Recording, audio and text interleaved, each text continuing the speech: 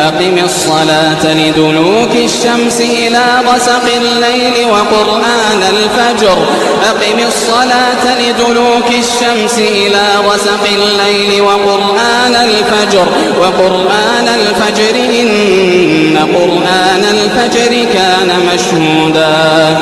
ومن الليل فتهجد به نافلة لك عسى أن يبعثك ربك مقاما محمودا ومن الليل فتهجد به نافلة لك عسى أن يبعثك ربك مقاما محمودا ومن الليل فتهجد به نافلة لك عسى